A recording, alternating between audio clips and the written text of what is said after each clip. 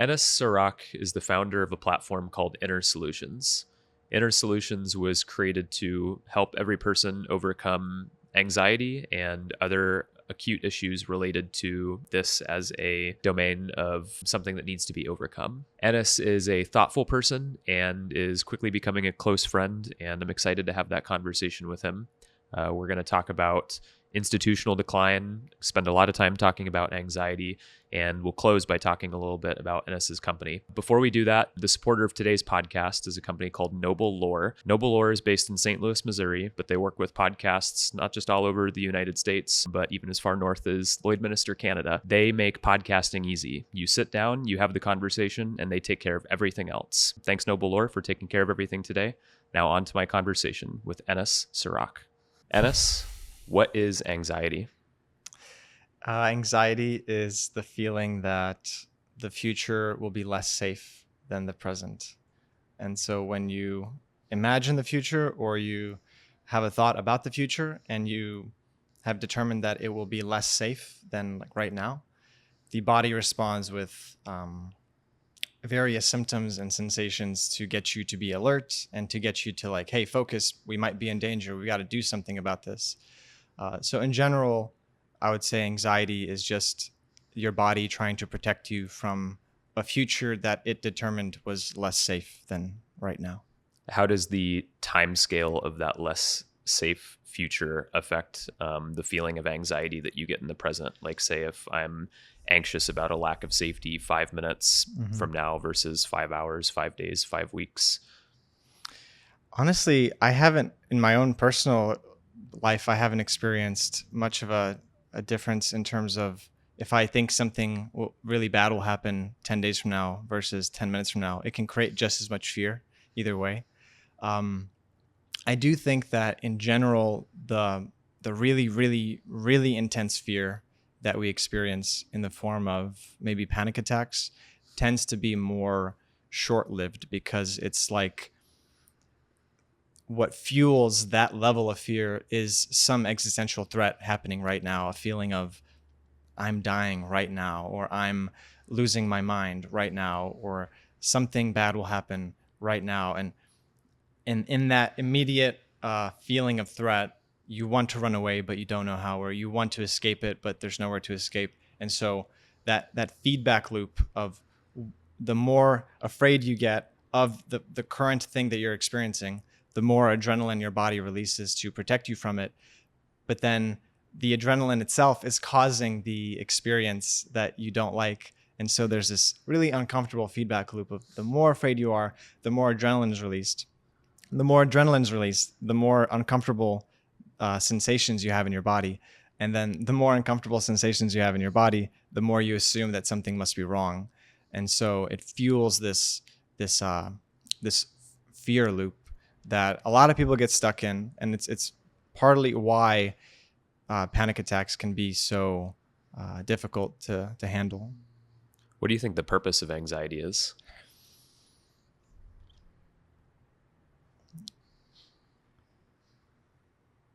I mean, the simple answer is just protection. We need some kind of emotional cue to let us know that we're not safe. And so, I mean, yeah, the body is trying to keep you safe at all times. And if it feels like it's not doing, if it feels like some danger is approaching, anxiety is the natural response to that. The only thing that's the slight difference I would say is anxiety versus fear.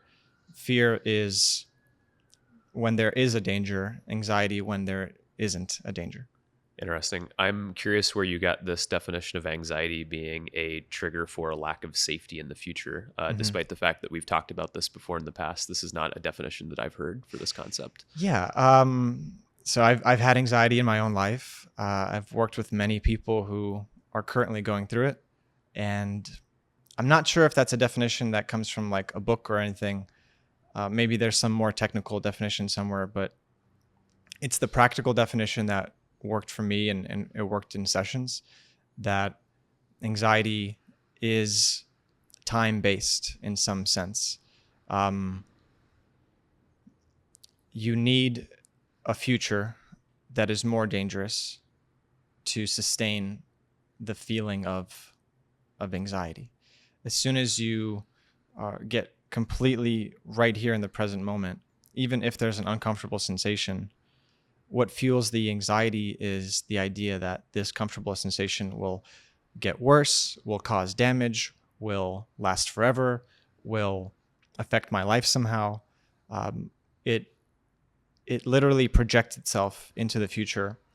And so without that, there isn't much fuel that can sustain the fear. It's literally dependent on a future story. And so when you drop the future story, all that is left is a sensation. And the sensation of anxiety, if you boil it down, is not worse than a toothache or a headache, right? If you had just the sensations of anxiety without the story about it, maybe some fast heart rate, maybe some dizziness, maybe some tension in the body, but all of these sensations, I would rather experience those sensations than a really bad headache or a really bad toothache. When I'm experiencing a bad headache or a bad toothache, I have no negative story about the future of those sensations. Oh, I have a headache, darn. But oh well, there's no, I'm always going to have a headache. This headache means something. This headache is, going to destroy me. It's just an uncomfortable sensation that's happening right now. And then, okay, I keep going.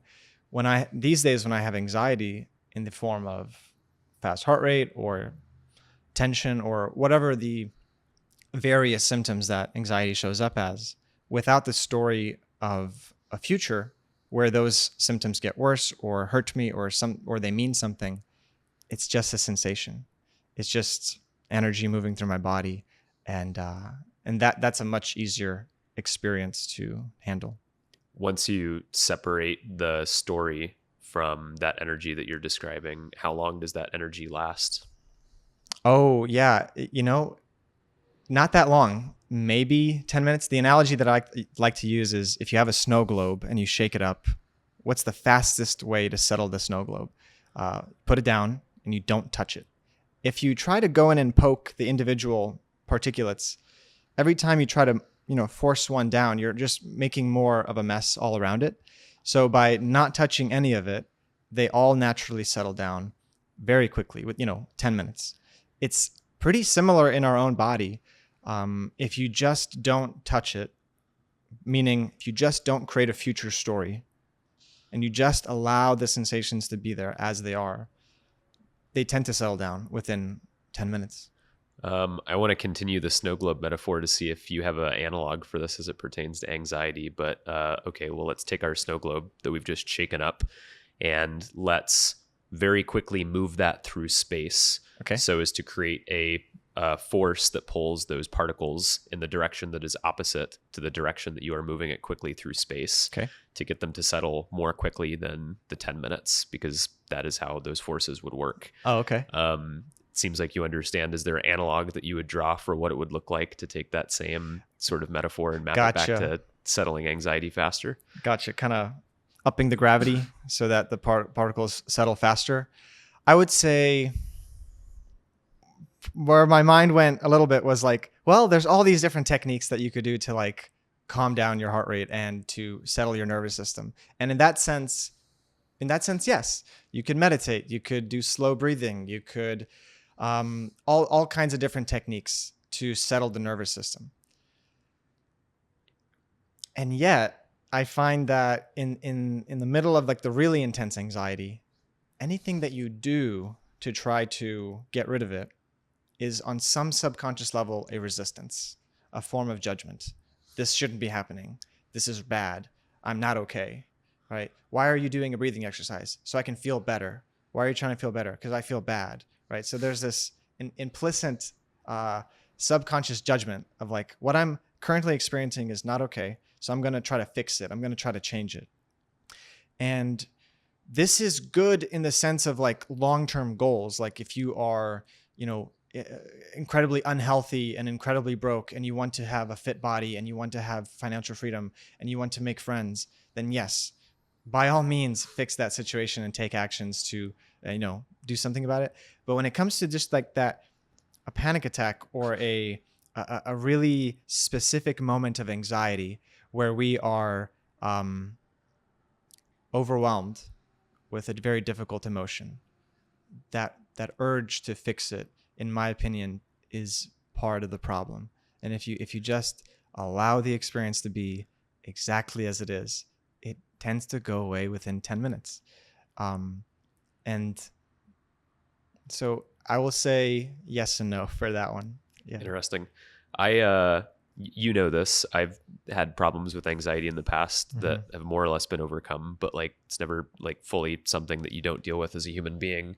I've always seen anxiety, or not always, I guess. I have come to see anxiety as something that is very, very useful.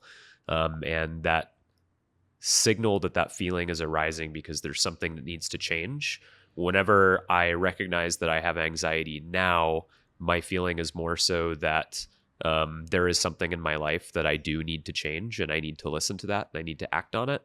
I'm curious, based off of your experience working with hundreds, thousands, maybe at this point, of different people who are struggling with anxiety, to whatever degree you're comfortable making that assessment, how many of those people are hearing signal and probably needing to change something in their lives in order for it to be orienting in a better direction, or how many people are in that doom loop spiral? Because I've been there too, and that's like there's no signal for change whenever you're like in the panic attack death spiral. You just need to breathe your way out of it or something like that. But that's a really good question. That's a really important, like, if I could reword it, it's almost like you're saying, is anxiety caused by some essential imbalance in our day-to-day external lives, or is it coming from some internal mechanism that has just gone awry, and actually you're doing great, but anxiety is just like kind of popping up when it shouldn't be?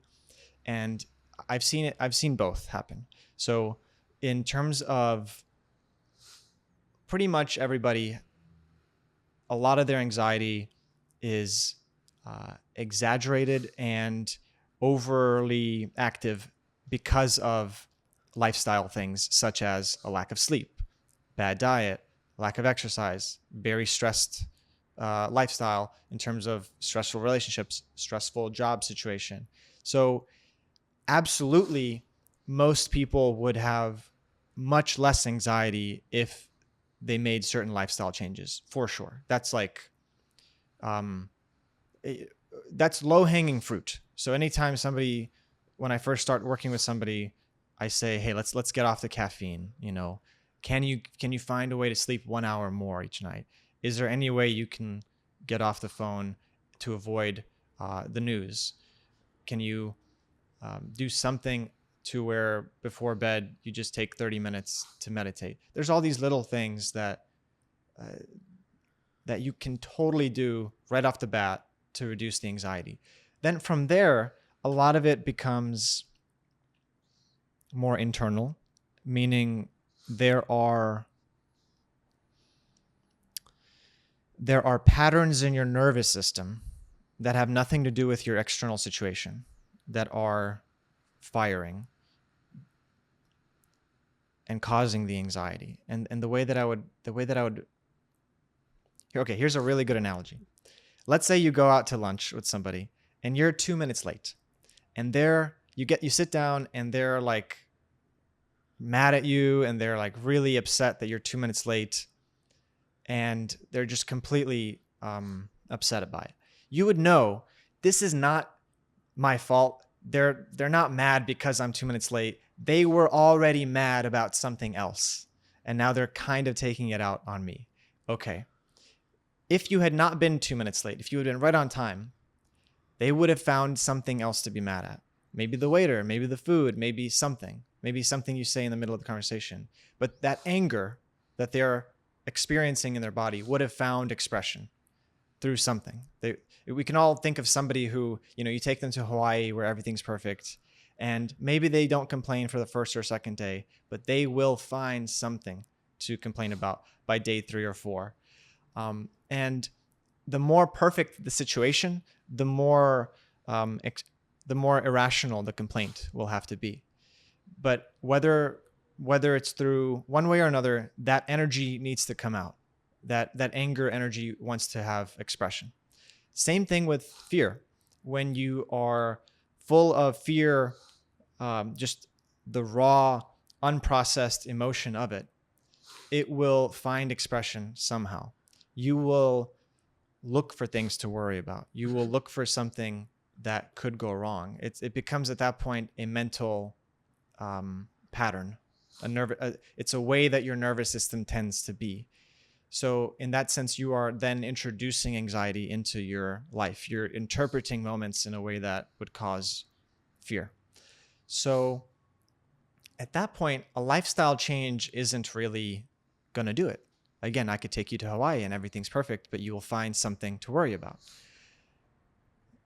In that sense, we have to release the unprocessed emotions. We have to kind of get down to a trauma layer. We have to look at, why is the nervous system stuck in this pattern? And so going back to the question, both, there's definitely things we can do that would immediately resolve it. And then there's also a lot that has to be done internally that can break that pattern. This makes sense. It's making me think of, there's a blog I wrote a while back about how people have a sort of like budget for change, or an attention budget for change. That's interesting. And what I mean by this is that the point that I was getting at the time is that over time we have made our environments so comfortable, but we have sort of like a set amount of energy on a day-to-day, week-to-week, month-to-month basis inside. Let's call it like 10 units of like our change budget, where we want to bring about like more positive change in our environment in some way. And in the past, when we needed food and shelter, or to reproduce, or all of the different like basic things that are kind of more or less figured out from like a time required to figure out the problem situation, the fact that we had this as part of the thing that like made us start seeking other things in the environment that we could make better. And the downside to that being is, if you're somebody who does not incur the energetic cost in order to like seek out and solve bigger problems, you're going to have that same 10 units of like attention that you want to allocate to bringing about change. But if you're not conceptualizing bigger problems to allocate that attention to, you're going to allocate that same amount of attention and you're going to compress it into smaller and smaller problems. And so to your point, if someone is 2 minutes late, or if your food is cold, or if your waiter gave you an interaction that didn't make you feel good, or there are things that are small in your life in the grand scheme that are making you feel emotive like this, I'd be curious your take. What it would say to me is that this is a person that is not allocating their attention to big enough problems in some way. Yeah, that's a really interesting framework when it comes to change as like a currency that we can either spend or not spend, and then what we spend it on might become bigger or smaller. That's really interesting. There's something that shows up in a lot of different Eastern traditions, where whatever experience you have either gets fully experienced, meaning it goes in and through you, or it kind of is resisted on some level and then it gets stuck. And the visual that I like to use is, imagine that there's an experience coming at you, and as it comes through your chest, you start to feel it. And as it goes to the center of your heart, you really, really feel it. You fully experience it. As it's hitting the actual center of your being, you are now fully having that moment. You're having that experience. And now that you've had that moment, it is able to go through and come out the back. And so in a sense, you've had the experience without resistance. And 99% of the things you experience, like the lines on the road or the trees that you pass on the way to work, you experience them fully. You don't resist them. They just come right through you, and they don't leave any kind of trail. But some experiences that are emotionally charged, that we don't like, they get kind of stuck there, meaning they come in, we start to feel them, we don't like that, and so we tense up a little bit, And so we don't let it come to our heart all the way. And so what happens is we start to build up this this pool of unprocessed emotions, unprocessed energy that has to find expression somewhere. And the example is you wake up and you're kind of late for work, and in the rush of trying to get to where you're going, you have an argument with your significant other. You get angry, but you don't have time to like have an argument. You don't have time to do anything really. So you just get in your car and you go to work. And while you're there, you have to have a persona. There's no time to feel what you feel. So then you get home, and as soon as you get home, you see your spouse. That same emotion is right there, just waiting to come back up. And people would say, "Oh, well, of course it's because I'm still angry." But I would say you're still angry because that the energy that was generated in that interaction was never released throughout the day. And so what happens is over time, day by day by day, week by week, we get full of these unprocessed emotions to the point where you basically are walking around just pent up with so much energy, so much stuff that it will find expression somewhere. It will find a way to come out. How many people do you think could alleviate their anxiety if they just took 30 minutes a day to reflect or to journal as a means of expressing that energy that you're talking about? For most people, I don't think that would be the full solution. Why?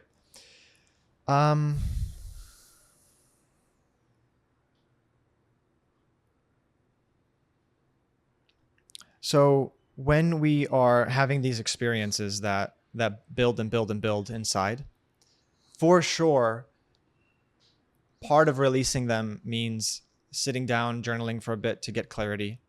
For sure, part of releasing it means sitting down to feel our body, maybe doing some kind of body scan meditation.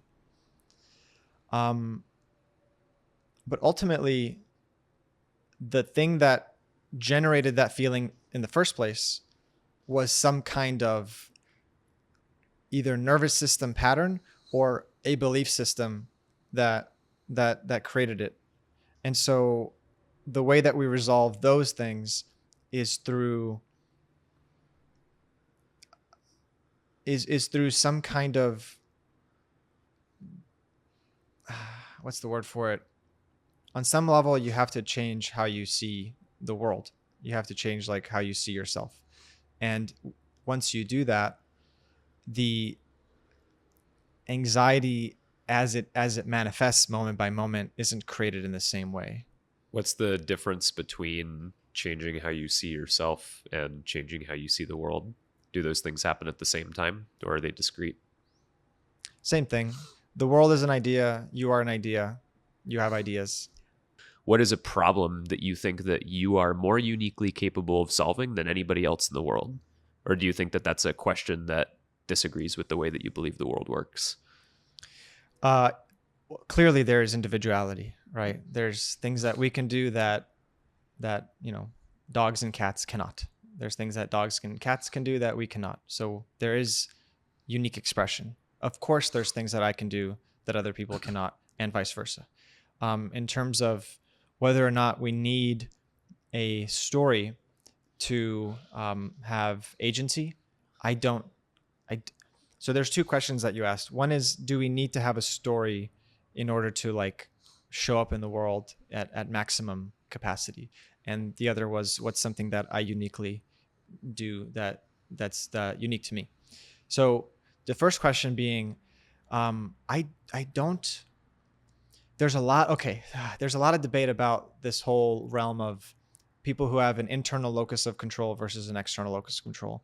And there's something to that. There's something very, very important about feeling as though you are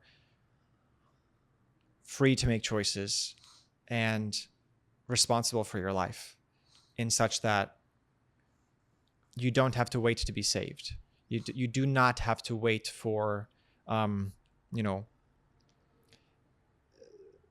for me, I was journaling last night, and I've been looking at the news a lot lately. I read a lot of stuff about AI or the UFO thing in New Jersey or politics, and I was asking myself, why do I keep looking at this stuff? And I realized on some level, I'm hoping to be saved. I want to be saved.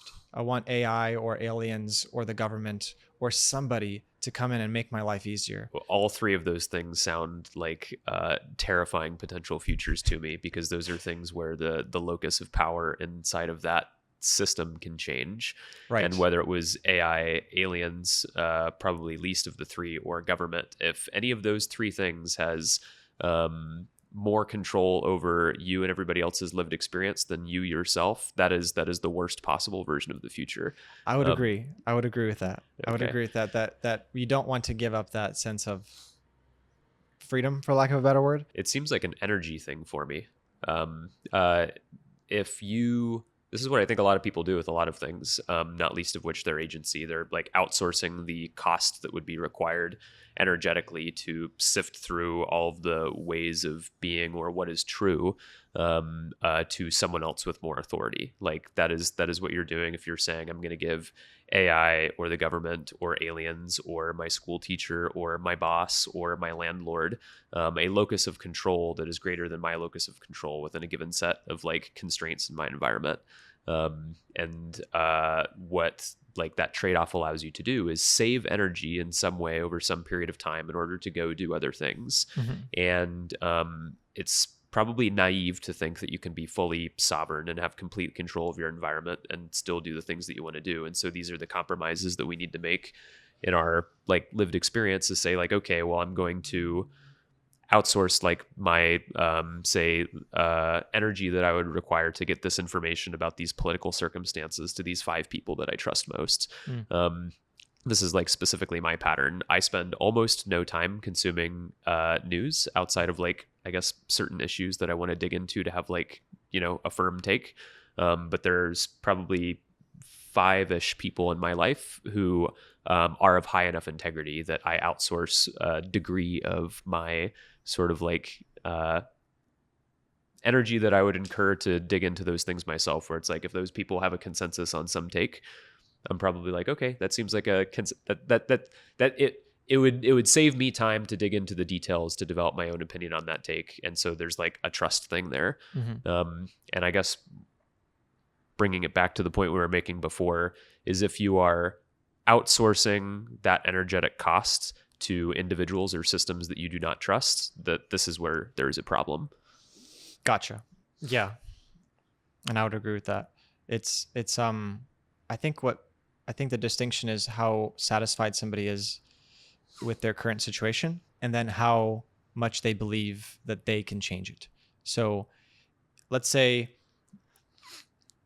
the quadrant is, there's one type of person is, I strongly am satisfied with my current situation and I believe that I can change it if I want to. And then the other is, I'm not satisfied, but I could change it if I want to. I'm in all the quadrants of those.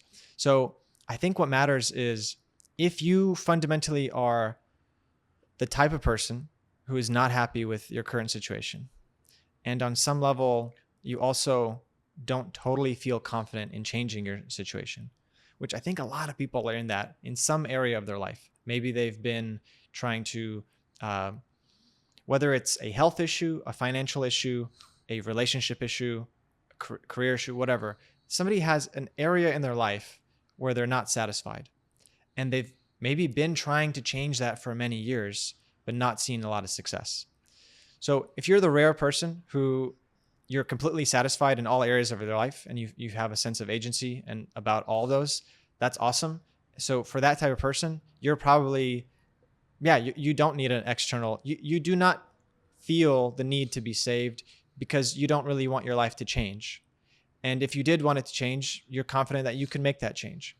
But I think a lot of people are not satisfied with where they're at right now, and they want some radical change, but also they don't really see a way out. They don't see, even though there are steps that could be taken, they don't necessarily see those steps to make them. So they look for something, whether it's God or their parents or the country or aliens and AI.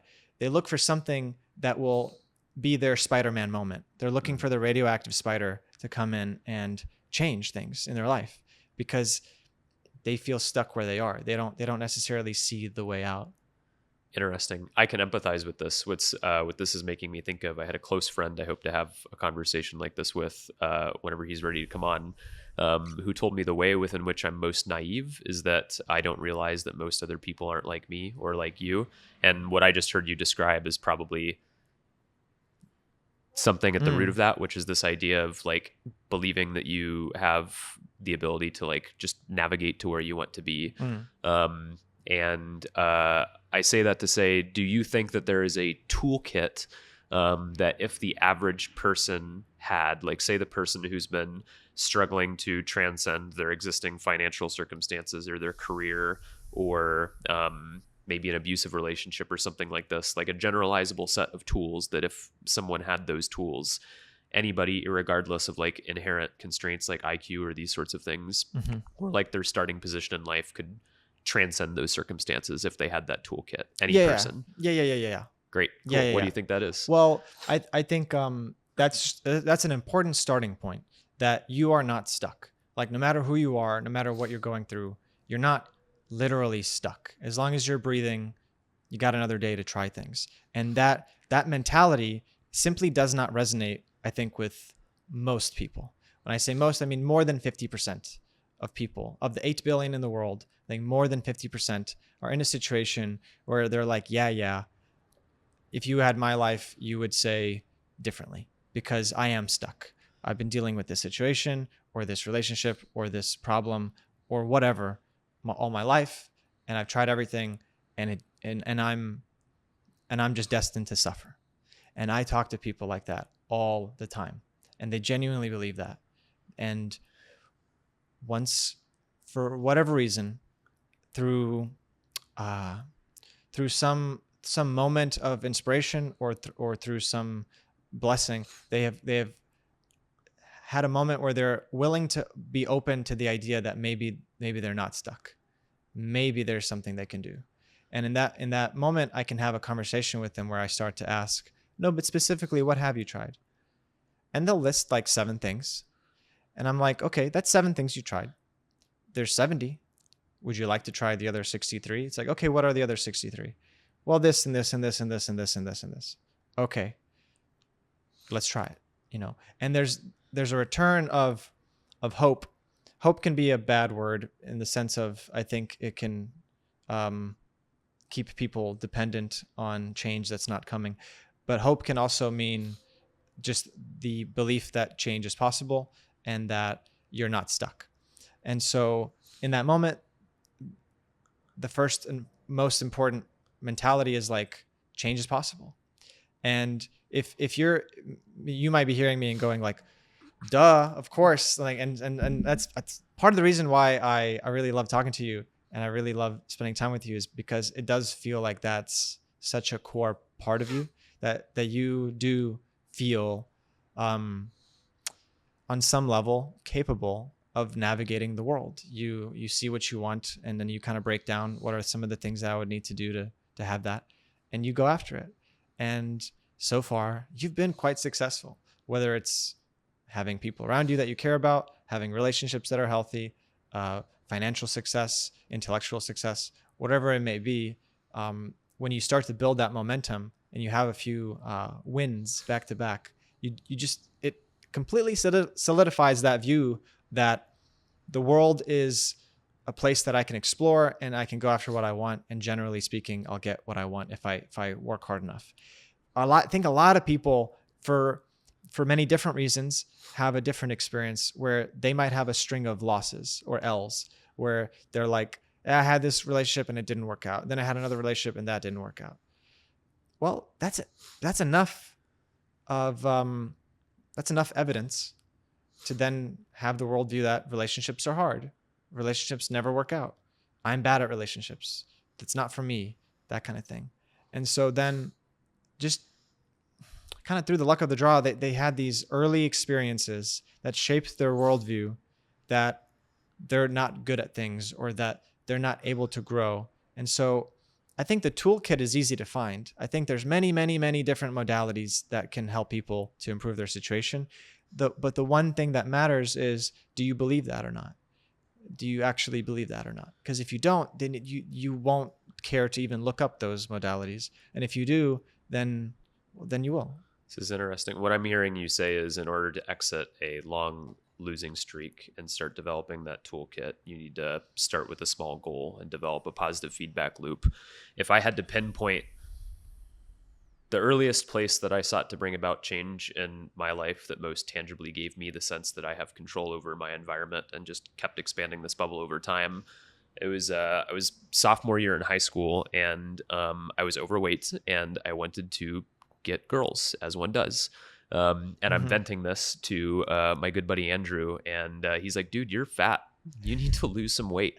You need to lose like 50 pounds, and then you need to get back out there. I'm like, fuck, I do.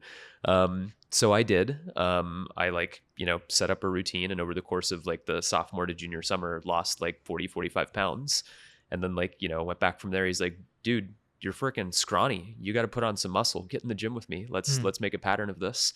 And then that relatively small thing was sort of like a catalyst to being able to just like go do things. And that's the type of guy that my buddy Andrew is a guy who does things. Yeah. But it goes to like the sort of like the Peterson idea too, of like whatever you think of that guy. It's like clean your room. There's an idea there that's probably pretty useful of like go take control of something in your environment and then expand that bubble out.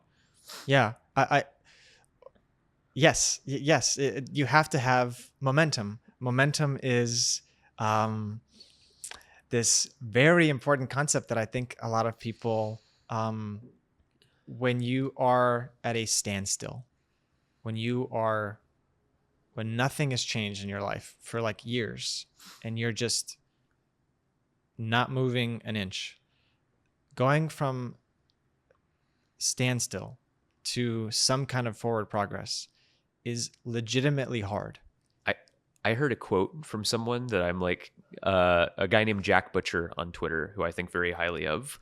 And I want to put it forward because it's like one of the best quotes that I've heard over the last couple months. But he tweeted a while back, he said, "Suspend your disbelief for just a moment to catch a glimpse of momentum." Ah, yes. Lovely sentiment. It's the thing that, so, okay, this is going back to the original question of like agency versus seeing ourselves as the whole, right? So,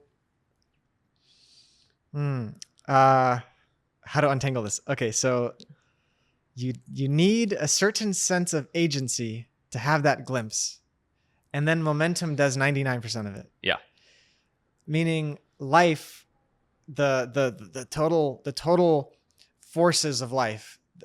Every single person in your life exerts a certain amount of pressure on you. Every single person exerts a little bit of social pressure. Every single thing that you read, every single thing that you see, has an influence on you. The actions that you've been taking for the last year have an influence on you. The way you've been eating and the way you've been thinking have an influence on you. This is what I mean by momentum. This is the totality of forces that you exist within that are moving you. And so, do you have free will? Yes. Is your will tiny in comparison to the ocean that you're being tousled in? Yes. But it's necessary. You need a little bit of intention to say, I want to start moving in that direction. And you won't at first because there's a lot of other forces moving you, but you just maintain that intention. And then eventually there's this moment where like, yeah, you do clean your room, or yeah, you do pick up a certain book, or you do meet somebody. And, for your example, you had a friend who was willing to be honest with you, and you had a friend who was willing to maybe work out with you. And it's no small thing to lose 50 pounds. It's no small thing to go to the gym consistently and gain some muscle. And making that change, gosh, at a young age of 2, that must be incredibly beneficial to the mindset adoption that I'm capable of change. I can get what I want. And then maybe you do have some success with a girl or 2. And it's like, oh, wow, I can really get what I want. I can go out and like have a great life because I make these changes. Once you've had that proof that it's possible, from there on, you're off to the races. I think that free will is directly proportional to time preference and energy exertion, kind of in the way that we were talking about before.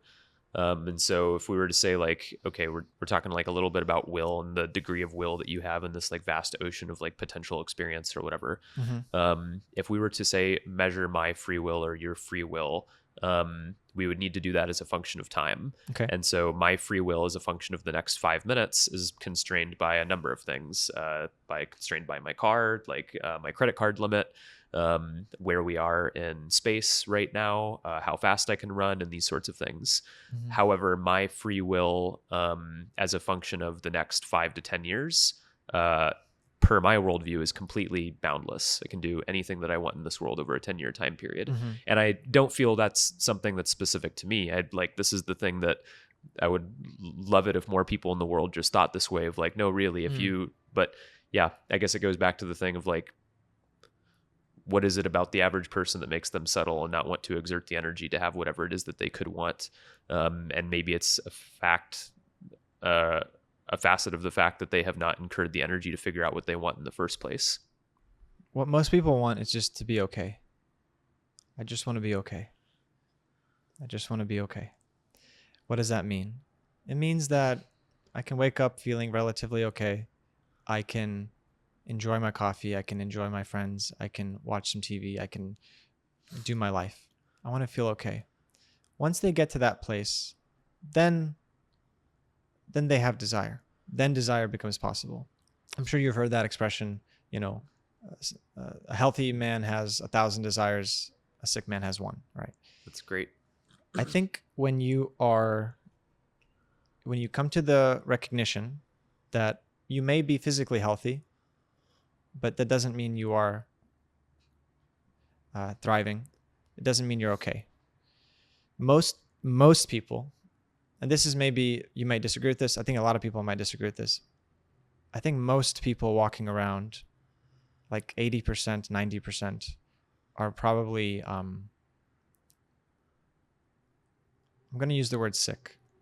Sick meaning not necessarily that they have a virus or that they're broken or that there's something wrong with them, but just that they're not okay. It could be a mental thing, a physical thing, it can show up in many ways, but there is, I think, a sickness in our culture that makes people feel down, makes people feel powerless and hurt and repressed and suppressed. I think many, many things go into this. I think personally the school system is one. I think it's unnatural that you tell an 8-year-old, hey, sit here, sit still, be quiet for 8 hours every day. Oh, you can't do that? You're bad. You're in trouble, right? I don't know what damage that does, but it does some kind of damage and it contributes. And so we're sick. We don't feel okay. If you don't feel okay, you just want to feel okay. You'll do that with whatever means you can. You'll do that through checking out, through, disassociating with your phone. You'll do it through numbing with food and drugs. You'll do it through short-term thinking.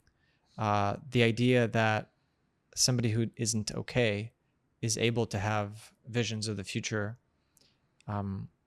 doesn't make sense. There's some people who can use a vision of the future as a strategy for feeling okay, but even then, it's just it won't bring them.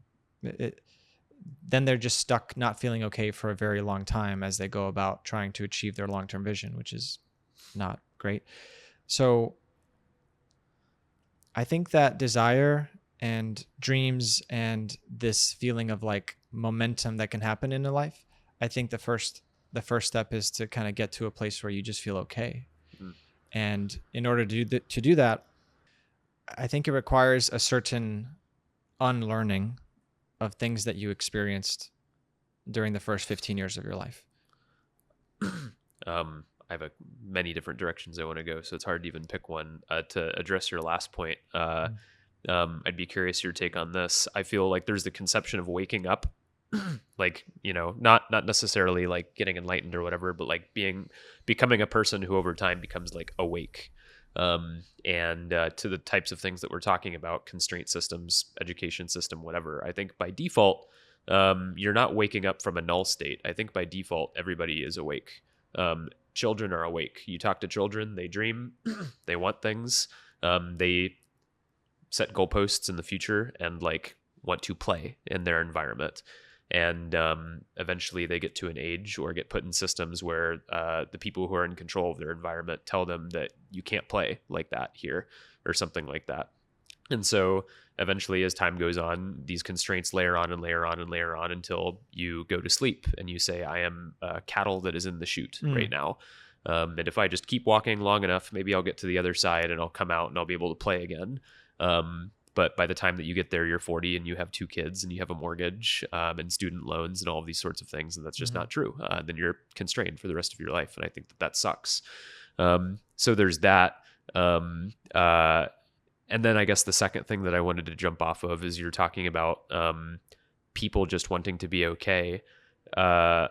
This is potentially the more superficial point, but this is why I think that inflation is the most evil thing that the government could possibly be doing to people, is because they're garnering support from people who are not okay, saying that we as the authority, your leaders, can build social systems that will make you okay.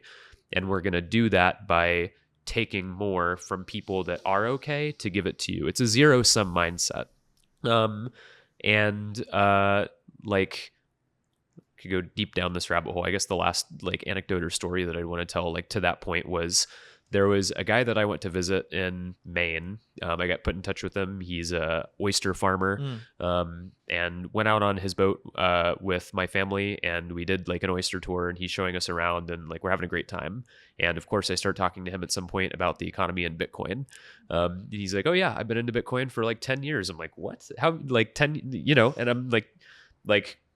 Tell me more, oyster farmer in northern Maine, how you came across Bitcoin 10 years ago and were into that as a concept.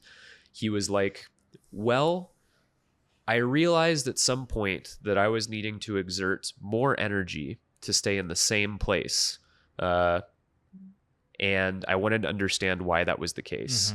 And then this is when I learned about inflation and the value of my savings depreciating, and that, you know, $80,000 this year is worth, or that's the actual data I have from like the recent article. $80,000 in the late 90s is about $250,000 today. Whoa.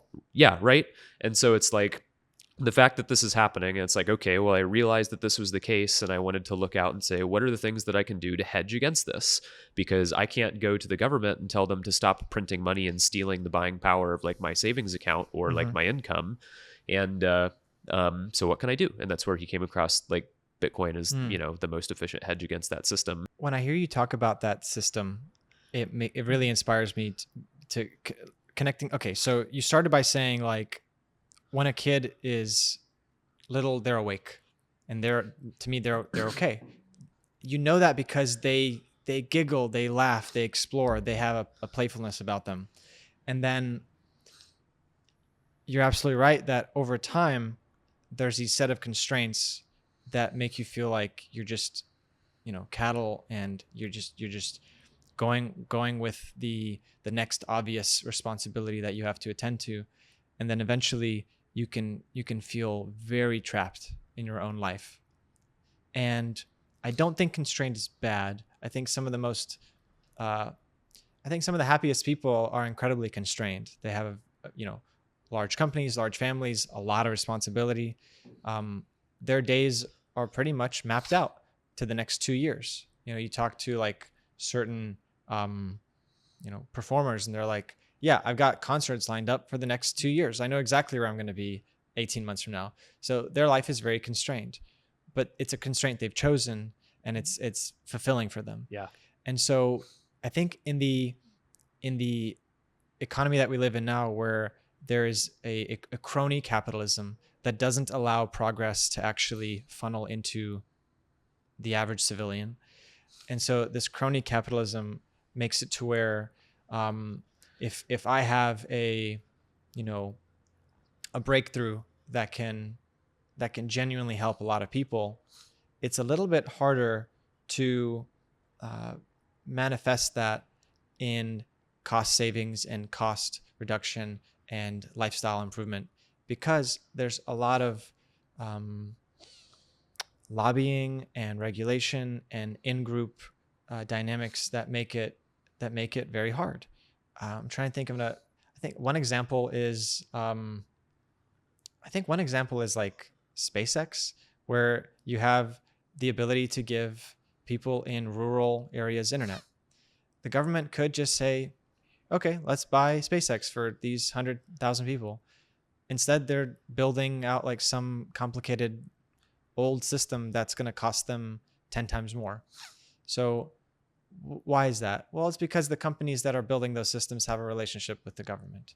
And so through lobbying and through crony capitalism, you have these insider deals that end up making it more expensive for the average person to have internet, when there was a very simple marketplace solution that could have been implemented. And so you end up having the situation where things are generally harder. Groceries and rent does cost more in comparison to our incomes. And so what are you going to do about that?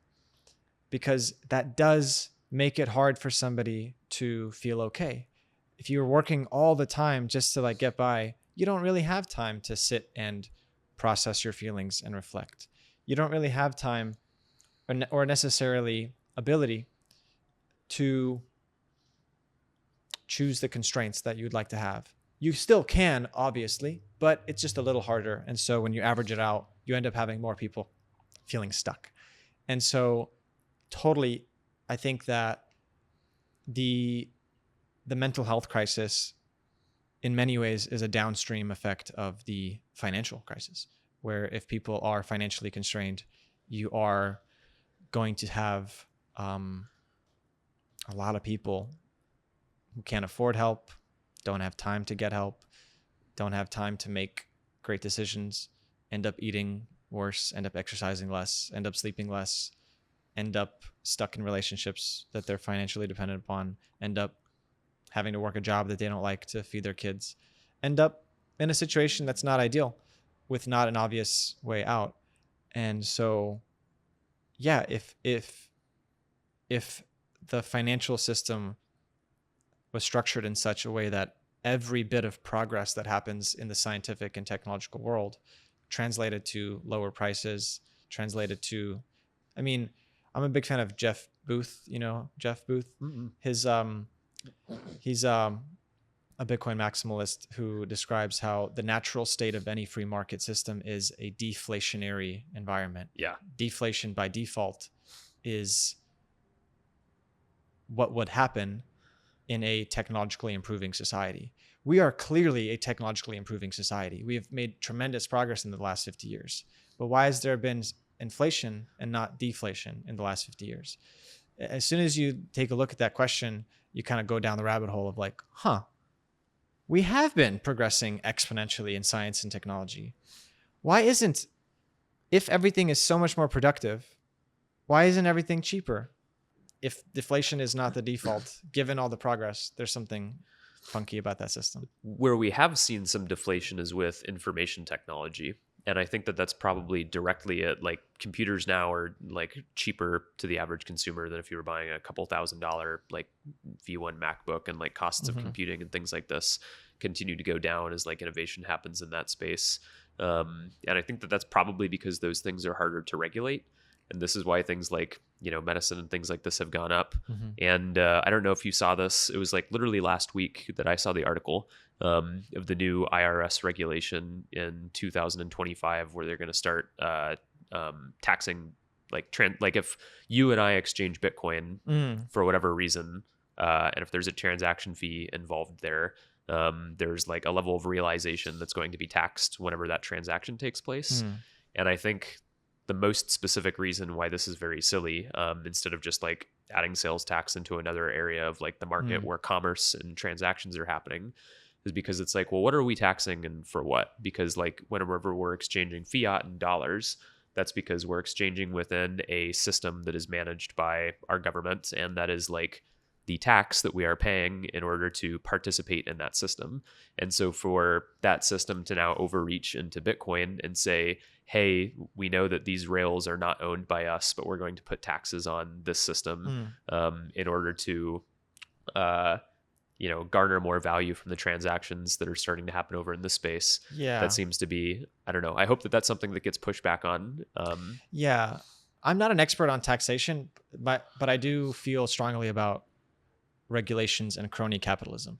So any sense of, as you said, the places that we have had steady deflation where you can get more for your dollar are industries that have largely been unbothered by the government, and industries where there is deals and regulation flows have become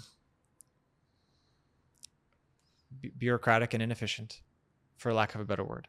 It's just clear as day that there is some connection between, as you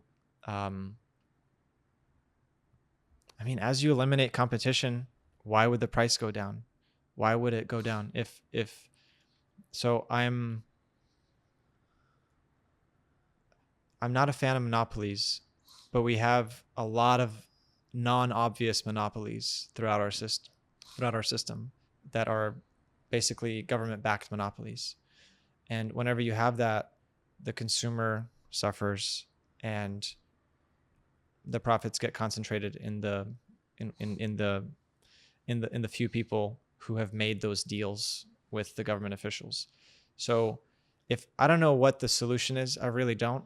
But if there's got to be, you'll know you will know the solution is on the right track when there is a deflation by default system.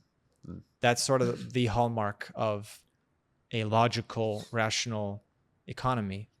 If there is scientific progress and technological progress, it will lead to productivity gains. If you have productivity gains, the overall cost of goods and services should be going down. That's just clear as day. The fact that it's not means that something somewhere is gunking up the works. Yeah, that's why the Bitcoin overreach thing is, because if you were to ask me, it's like if you have two options. Option A is motivate more people to start participating in this is an interesting thing to talk about, because I know you think a lot about this, actually, like institutional decline. So like, let's take the government or academia or whatever to be our institution. It's like, okay, do we need to motivate more of the right, uncorrupted people to get involved in those systems to reform them? Or should we pretend those systems don't exist and start building a new system entirely separate from it? And if you were to ask me, I would say the latter. This is what I've done, like with like my sort of like learning path after dropping out. This is like the way why I'm interested in and participate in Bitcoin, because I'm like, let's just start participating over here, and it could take 5 years, it could take 10 years, but I'm going to buy my eggs, I'm going to buy my art, I'm going to buy my wine from whatever like closed economy I can participate in there. And so whenever the existing systems, and the thing that's missing from one to the other, more so I guess with the government than like the academic system, is a monopoly on force or a monopoly on the law. Because if like they create a law and like I'm operating in their jurisdiction other places and I'm doing things that are against that law, then I can be punished for that. And so that's where you're like, okay, got it. Well, I guess I just need to decide what to do here. It's also, while I agree that having some kind of microeconomy or small community self-sustained ecosystem is really enticing, at the end of the day, that is not going to accelerate science and technology as fast, because it did during the Renaissance, though. The Renaissance, I mean, you could list the amount of significant inventions on one piece of paper. There was more progress in the 90s than in the 100 years during the Renaissance. How are we measuring progress? Things that would increase the output of goods and services leveraged by the energy input. Well, then I guess what I would say, if we can have a fun disagreement, is that like the 100, like if just make the math easy, say the 100 things that were invented in the 90s were built off of the bedrock of the 10 things that were invented during the Renaissance. Sure. And the bedrock that those 10 things during the Renaissance laid, ran so that the others during the 90s could walk, so to speak. And so if we're like measuring progress as like net value output of like Mhm. the things that were created during that period, I don't know, maybe it's a moot point, but I don't know. I guess the way that I think about it, to your point, is that like, okay, and that's probably where it becomes an individual issue again, is if you have Hmm. individuals who create enough value so as to be able to choose where to redistribute their value in order to bring about positive change. Like you had the Medici family, which Mhm. like lots of negative things to say about the Medici family, but they sponsored Leonardo da Vinci for an indefinite period of time for all of his Mhm. projects. And that gave him the opportunity to play and come up with beautiful ideas. Yeah. So like some sort of like model for modern patronage seems like it would be a good thing to establish if you were building a system where like value is able to be created and needed to be or would be desirable. It's like the positive sum game, I guess, concept Mhm. of like that value. There's a positive incentive for everybody if value is redistributed to people who can create new infrastructure for everybody to get more value faster into the future. Absolutely. So, okay, let me ask a clarifying question, which I Yeah. think will. Yeah, you can ask me questions too. So, This is a conversation. yeah. So, when in your opinion, let's say we both want to have an end result where most people have a lot of time and freedom Hmm. to follow their passions and interests, and then create, whether Hmm. it's scientists searching for cures to diseases or artists doing their thing. We want people to have freedom, and in order for them to have freedom, some basic prosperity must exist in order to make that possible. Whether it's because houses and food are incredibly cheap, or because some universal basic income system goes in and gives people direct payments. We want freedom. How would you do you have an opposition to UBI, or do you want it to be just a purely like deflation and ending up in very low cost of living type of situation? Hmm. I don't have an like firmly rooted prior of UBI is bad at no costs. Can we do UBI? I just think if we're going to put forward a proposal that the government should put a minimum of $1,000 or plus dollars per month in everybody's pockets, even if it's constrained to like the lowest end of the socioeconomic bracket, that's still having to come by force from somewhere. Mhm. And I don't trust the system as it stands right now to not use that as a foothold in the door to abuse that system indefinitely to like garner more value and like propel this negative sum mindset. There are finite resources, and if some people have more, some people have less, and it doesn't take into account the idea that you're talking about, that in a perfect like capitalist economy we should be creating more value and things should be deflationary over time, and there's more value to go around, and this is where we can play arbitrage off of creating more value because there's more progress being made in order to support people to have a higher basic standard of living, and the floor can rise for everybody. Yeah. I don't believe that our existing system could actually facilitate that. And so I guess my short answer is that like, no, I'm not opposed to UBI, but I am opposed to it being implemented within our given system because I don't think that it would do it the right way. Given system or given technology? Like, Given system, because okay, there's like micro examples of UBI, and Twitter/X is starting to do this now a little bit in their like attention economy, but I think it's more interesting like inside of Nostr. And this isn't like, you still have to do some minimum thing to get some value from the people with more value, but there's like a sort of micro patronage that's starting to take place in mhm. these digital economies because like I'll say Nostr's example because they did it first and I think that they still did it better.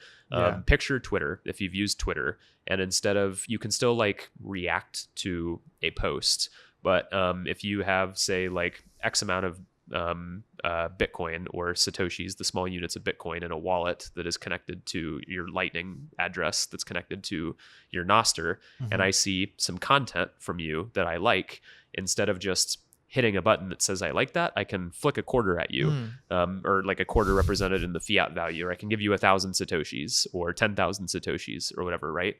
And so like in Noster, they've made it very, very easy for, if I see a viral piece of content that I like, even if it's very small, it's not patronage for $10 a month or $100 a month or, $10,000 for this project. It's like, you've created something that like brought me a little bit of value, and there's like a closed economy of like value that's being kept in wallets here. So I'm just going to give you $1 here.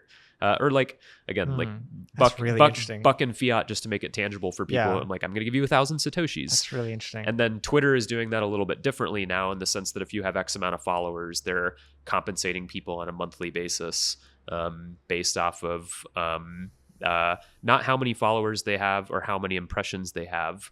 It's how many impressions and engagement are you getting from verified followers. So people that are paying the 10 to 8, 16, $20 a month or whatever to have like your blue check mark and use Grok and these sorts of things on x.com/Twitter, then you're getting some payments on a monthly basis from the amount of people that you're getting attention from there. Okay. So that'd be like one way to do it that doesn't, at the end of the line, incite violence if you don't play the game. Correct. Okay. Yeah.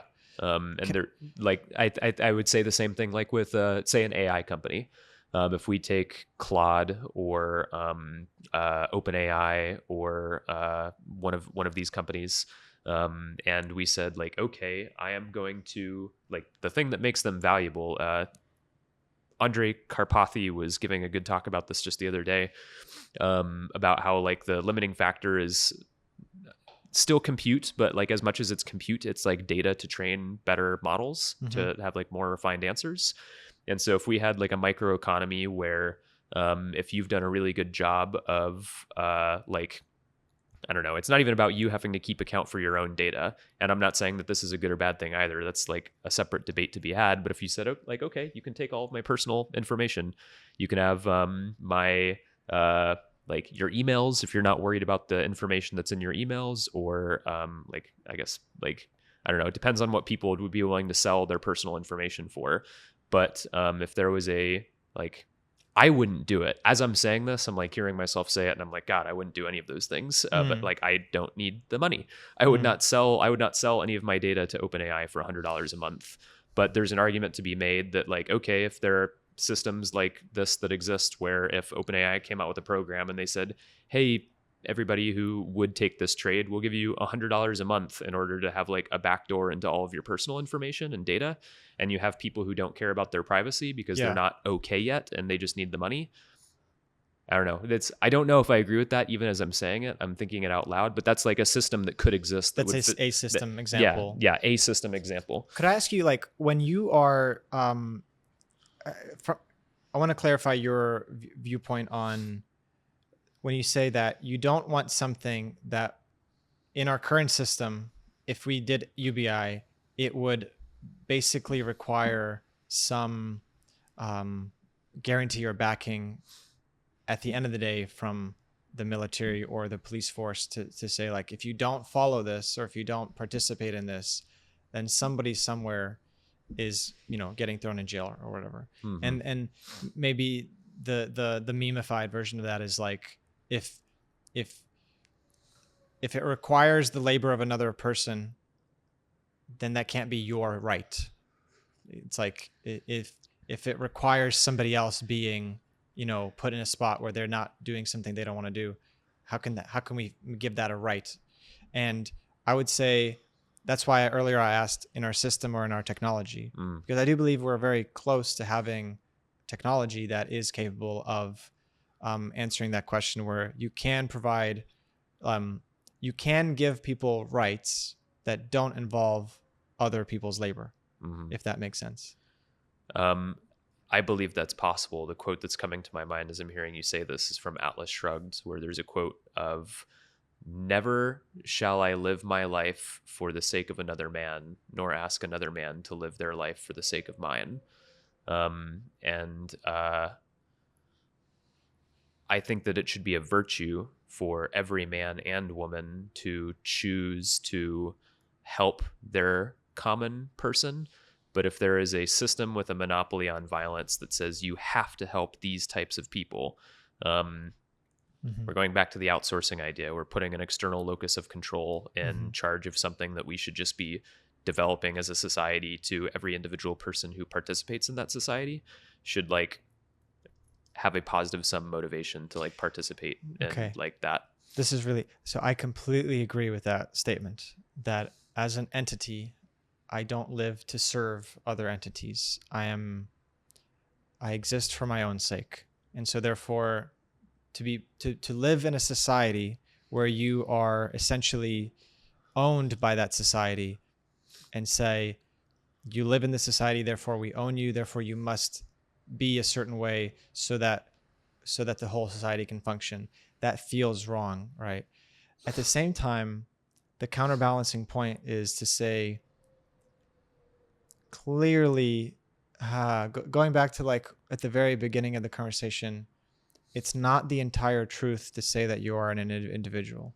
The tree can say, I do not exist for the sake of whatever, but the tree is completely, clearly dependent on its surroundings. So, on some level, is it fair to say that society owns some small part of you? Mm. And the majority of you does not live for society, nor should it.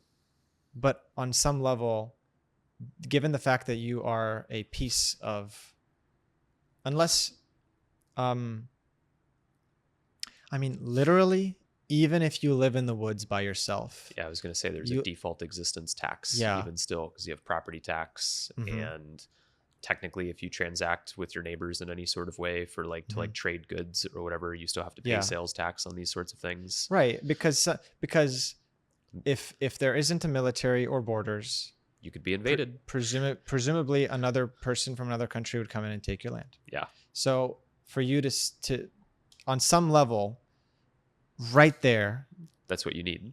Yeah. Our tribes have gotten big. Are you familiar with the concept of like the Dunbar number? yeah, Yeah, yeah, yeah, yeah. yeah, definitely. So it's And yeah, for anyone listening, it's just the number of at which a point a society starts to kind of lose its inherent meaning because you are not meant to be close to more than about 150 people. And so that's about the size of a tribe back in the day. It was about 150 people. After that, you start to, forget names and details of people's lives. And so we live in a society where 8 billion of us, let's say, are trying to interact and achieve. And I think any attempt to get everybody on the same page is going to be really difficult from the get-go. And so ideally you would want systems that leverage people's like innate desires to say, okay, everybody has certain set of values to say that they want to be okay, they want to survive, they want to feed their family, they want to um, make money to survive in this system. And so that is a starting point. I really do appreciate the free market solution to say like, okay, we're all in here and we're all going to kind of give people the freedom to make things, do things, spend what they want to spend, not spend what they want to spend. And from there will be dynamics that evolve that end up leading to cheaper and cheaper goods. I think there's so many examples of that, right? Like there's many different companies making TVs. Over time, they're forced to compete with each other to make better TVs for less, until eventually you can get a really nice TV for $100. Um, Aluminum is a phenomenal example. Aluminum used to be the thing that Napoleon would eat with his guests because it was more rare than any other metal. Technology came along that democratized it, that completely made it so cheap that we throw it away after we're done cooking or something. And so history is full, recent history, the last few hundred years, are full of examples where technology comes in and takes something that's pretty essential to our life and makes it completely cheap. So the examples that really matter are energy and food and labor. And so we are on the cusp of having energy, labor, and food production go way, way, way cheaper than it's ever been in history. And what that unlocks is crazy.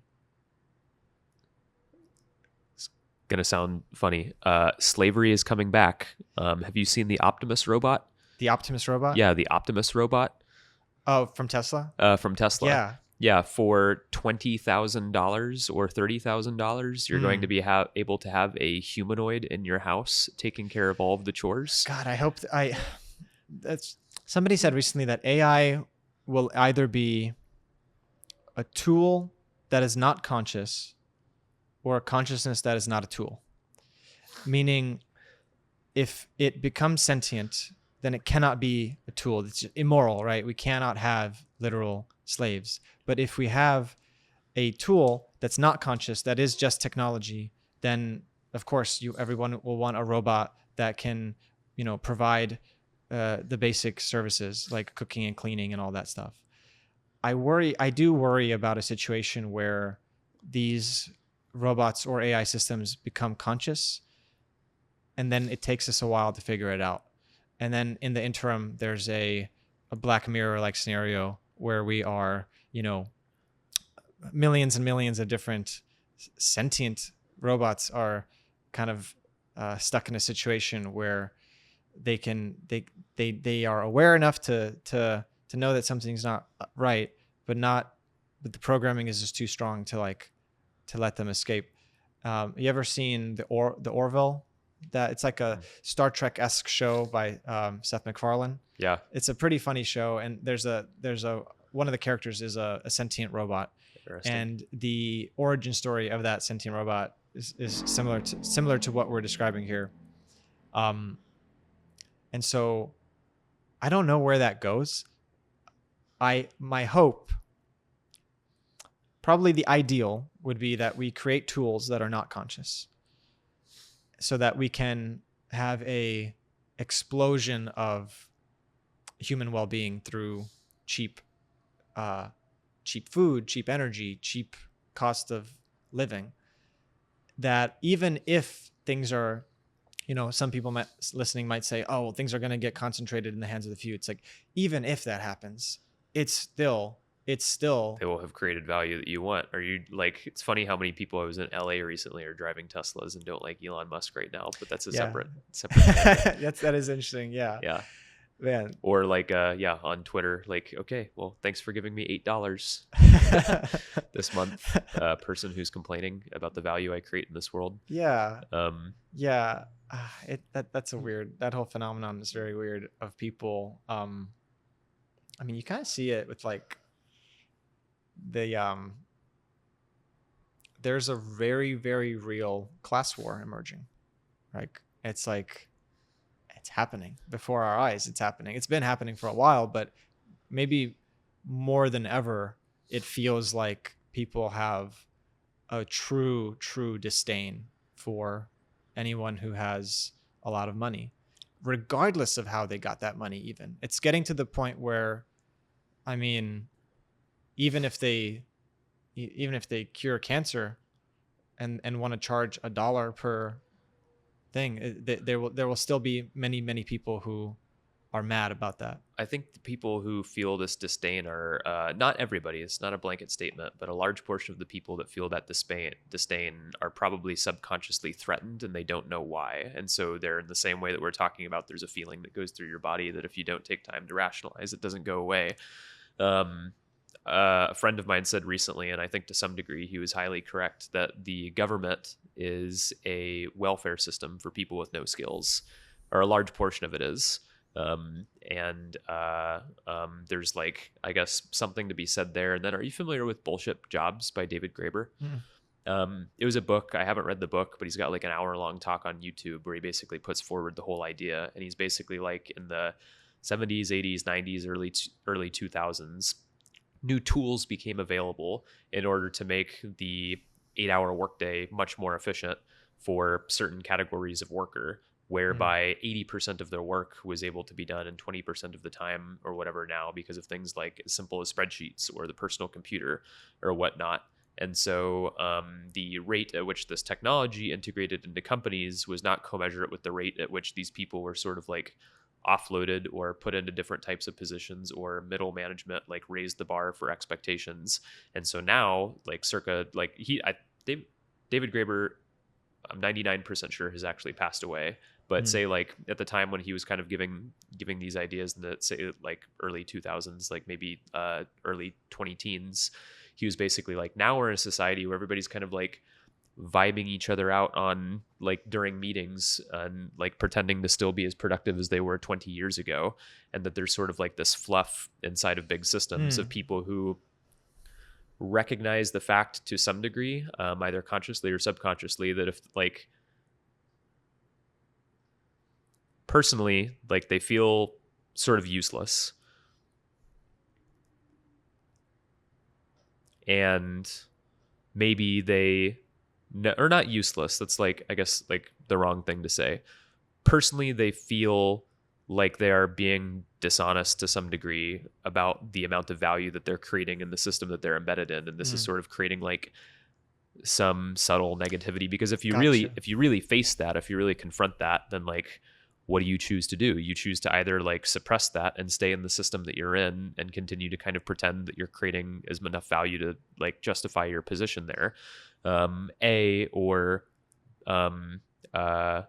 B, you never really face that at all. And it's just sort of like a subtle thing that gnaws at you. Okay. Gotcha. And that's what he kind of talks about, is like the mental implications of that, of like whether you face it, like it's bad if you stay there, because then you're like lying to yourself and everybody around you. But he's like, but this is why Elon Musk was able to come into Twitter and be like, okay, 80% of you are gone, and like output has been roughly the same, if not better. So it creates a frustration, like a very real frustration in people where, so going back to the thing earlier about, it's very clear that we have a lot of scientific and technological progress that's leading to a lot of productivity gains. And logically, those productivity gains should be experienced by the average person in the form of cheaper goods and services, higher quality of living, an easier time getting through the day. And that's not happening. And instead, what's happening is a lot of BS jobs, a lot of people that are struggling to get by. And so this frustration is growing and growing and growing. And a lot of where you put the blame determines how you if you blame the rich people because they are greedy, that's one way of interpreting it. If you blame the government because they are inefficient, that's one way of putting it. If you blame your boss because he's a jerk, that's one way. If you blame yourself because you are too whatever, whether you're going to put the blame somewhere. Mm-hmm. And I think we get into trouble when we get into the extreme ideas about the blame is only here or there. Yeah, it's say like that, that's why. I'm sorry. Go ahead. If you say what? If you say that the blame is entirely on you, like you take this like, I am the captain of my own ship and the blame is on me. It's like, sure. And it's also true that you live in a system that's historically pretty odd. Mm-hmm. If you blame the government and say it's inefficient, it's crony, it's corrupt, it's like stealing your money through inflation. Yeah, duh. And the roads seem to be functioning pretty well, and the electricity is on like pretty much all the time. So there's it's not like they're and the fire department just shows up immediately. So there's something that's working here. Oh, it's the rich people. They're like hoarding the resources. They're like driving up prices and taking advantage of you. It's like, yeah, of course some of them are. And the vast majority are taking all their profits and throwing it right back into the business to grow it, to create more value. This is funny because I see these things like the three things where you're like, the government is working for these things. I'm like, no, they're not. And this isn't like a St. Louis specific thing, but like, cause I like love St. Louis and want to put forward that like we have a lot to offer here. And so like, I haven't lived in many other major cities over the last, say 10 years, but like here it's like, okay, potholes all over the roads, like 20 to 30 minute response times for our police force. That's and fair. As recently as less than a month ago, when it's like single digit degrees outside here in the Midwest and we're in winter right now, my freaking power went out for like 3 hours, and my brick igloo home like went from like my cozy 60 degrees. So it's like something is wrong with the power grid, something is wrong with the way that the government is choosing to manage our police force, and something is wrong with the way that they're choosing to allocate resources in order to like manage our infrastructure. Even in like private companies that are very efficiently run, like their services go down sometimes. Like things happen. I was using OpenAI's ChatGPT like the other day to like make something, and then it just. I think the road argument is bad. I think it's the wrong argument. I grew up on a dirt road in Nixa, Missouri, and whenever there's a big rainstorm and like our dirt road gets blown out and it's bumpy for people with sedans who don't have trucks on our road of like 8 people, the neighbors text each other in the group chat and they're like, okay guys, we got to pool some money to like relay the rock on the road so that it's leveled out again. Maybe I should have said you haven't been invaded in many years. Yeah, fair enough. It's just the main point being that people are legitimately frustrated. For sure, rightfully so. And they're frustrated with the government, with rich people, with themselves. And there's a lot of blame to go around. And I think where we get into extremism is when people blame just one and they don't see the fault in like anything else. And so just advocating for like that balanced view of clearly something's not ideal. And I'm kind of an optimist and a pessimist in the sense of like, I'm pessimistic that I don't think that people will be able to organize themselves quickly enough to solve the problem. I'm optimistic because I don't think they'll have to, because I think ultimately technology is the board that we play on. Technology at the technology of our day basically sets the rules of what is possible. And I think that the way forward now is just to continue to invest as much time and energy uplifting people who are in the energy space, whether it's solar energy or nuclear or wind or whatever it may be. They're doing the Lord's work. It's the people who are curing diseases. It's the people who are making it easier to farm so that we can get more out of the resources that we have. It's the people that are fixing soil degradation so that we can have healthy soil again. It's the people who are taking a look at like some of the systemic things that clog up the works so that you can have these permanent upgrades in a society. And as you said, the stuff that humans did in the 1500s, we are still benefiting from that. We are still standing on the shoulders of those giants. And I think that the gains that will come over the next 10 years from those industries, I think will forever change the conversation about what, the ideal economic system and the ideal social structure of any time is entirely dependent on two things. One, the state of consciousness of the average person in that society and the technology that they have access to. That's what sets the whole game. And so the state of consciousness of the average person is not going to change all that much over the next 20 years, but technology will. And what we do with that will open up new options. It will make, healthcare and education, imagine trying to create a new education system in 1990 versus 1990 versus 2040, right? In 2040, you have literal personal tutors. In 1990, you have teachers.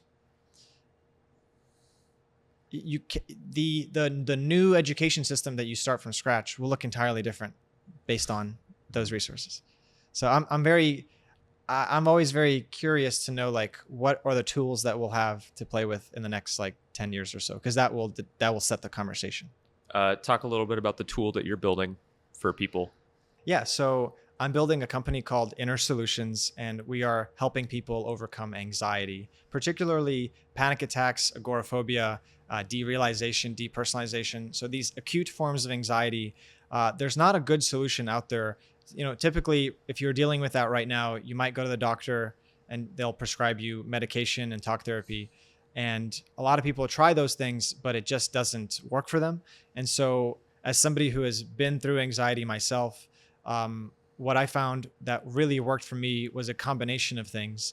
And so I started helping other people overcome anxiety. And I saw that what they also needed was a combination of things facilitated by somebody who's been through it themselves. How did that start? Because you studied chemical engineering, Yeah. right? So you Yeah. just went from studying chemical engineering to now you have a company where you're doing peer-to-peer, It's basically like therapy. yeah, quite the left turn. I did chemical engineering, and then I started a company in the food business. It was a marketplace connecting home cooks and adventurous eaters, kind of Airbnb style, so that they could find each other and explore the food in their environment. We built that for about 4 years. We sold it for a modest amount, and then afterwards, I was reflecting on all the stress that it had caused me. Around that time, I had developed anxiety, partly because of the business. It was a very stressful 4 years. It was a very difficult 4 years. And I had panic attacks and derealization and trouble with my nervous system. And so during that time of working on the business, I was also going through my own kind of exploration and journey with anxiety and modalities of healing. And so around 2018, 2019, I started helping people who were also going through it, just online, trying to build some kind of like audience or support system.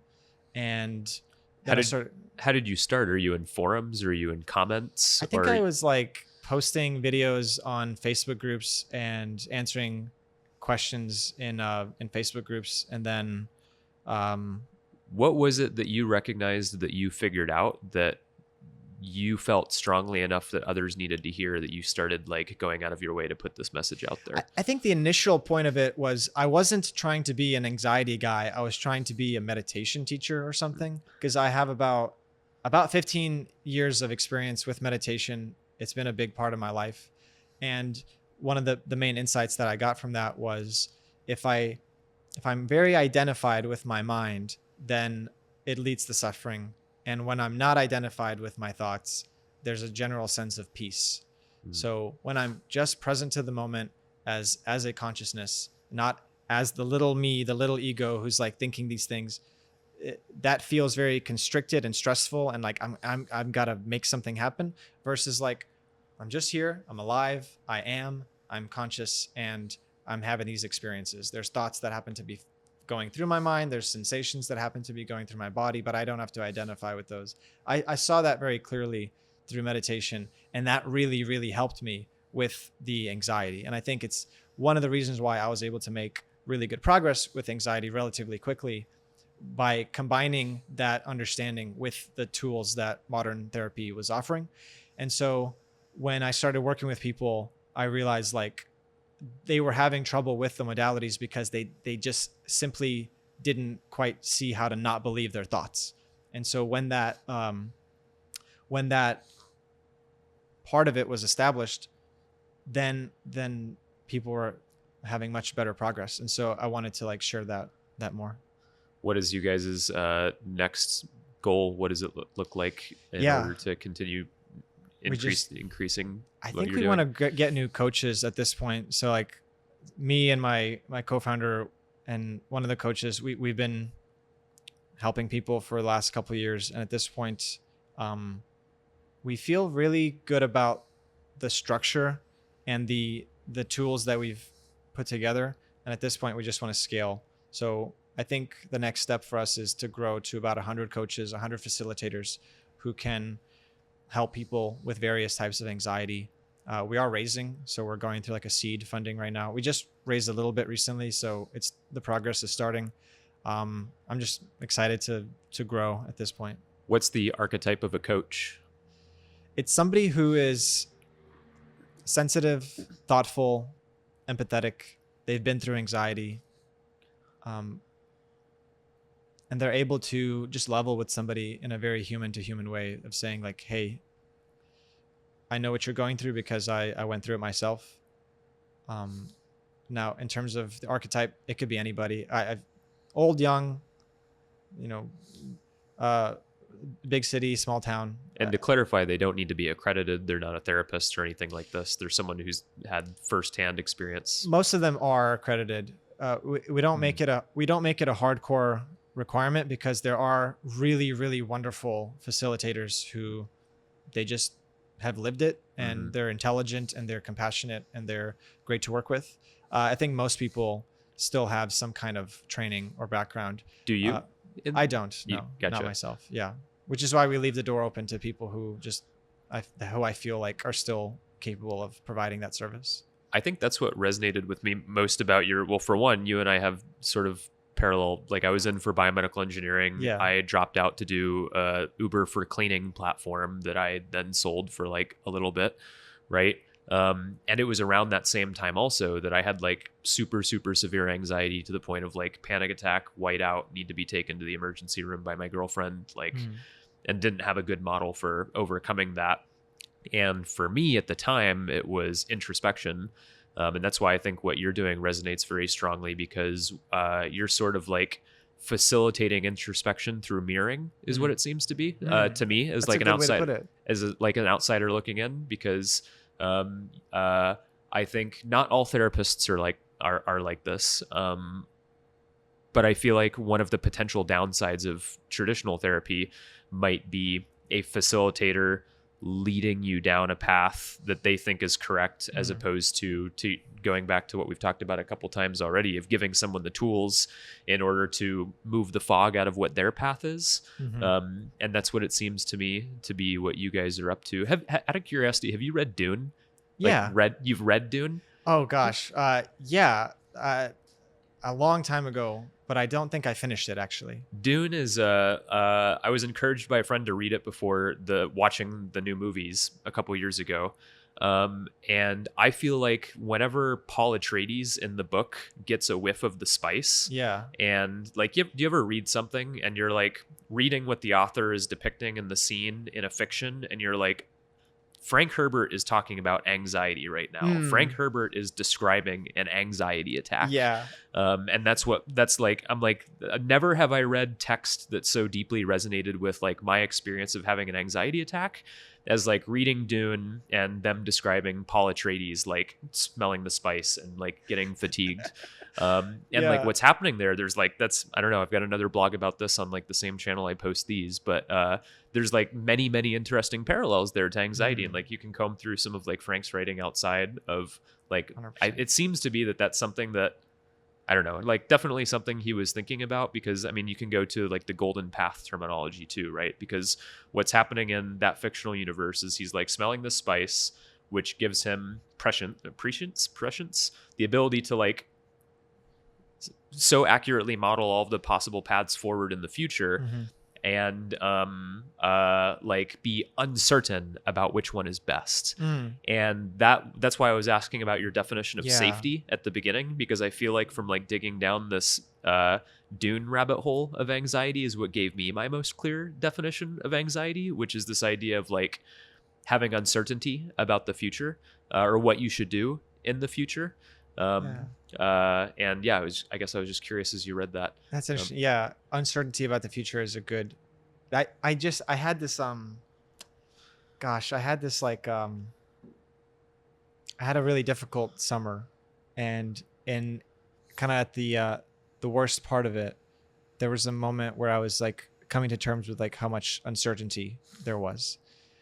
And one of the things that really helped me was, I wrote down the 20 most like important moments in my life, you know, meeting a certain person, taking a certain job, etc. Just the life defining moments of my life. And I wrote them, and I realized like I had no ability to predict those things a couple of months before they happened. And it was this realization that not only do I not know what happens next, that's obvious. No one knows the future. We don't know what happens next. But there was this like deeper insight of like, what if I don't know what should happen next. Like if I could pray to God and have my future, like, please grant me this wish that next week something happens. Would that be a good idea? Would that be a good idea to have your prayer answered? Because it implies that you know what should be happening next. And there is a feeling of, a lot of my uncertainty is actually an illusion, because it's not that uncertainty is bothering me. It's that certainty is bothering me. I feel a certain certainty about how my life should go. And I am insisting that it goes this way. And if it seems like it's not, then it scares me, or I feel out of control, or I feel like something bad will happen. And for me, a lot of the anxiety was dissolved when I was like, you know what? There's always uncertainty. And if I don't insist otherwise, then it doesn't make me feel bad. Like, we don't know what happens next. And really, we don't even know what should happen next, because all the best things that ever happened to you were like kind of hard to predict before they did. And it'd be really boring if the future was just nothing but a projection of what you already know. We need that space to be truly surprised. And so, I don't know, that came to mind as you were describing uncertainty. If you were to project one thing that that you wish you knew and that you wish everyone else knew, that is a universal truth, what would that be? And we'll close with that. There's no such thing as an absolutely true thought.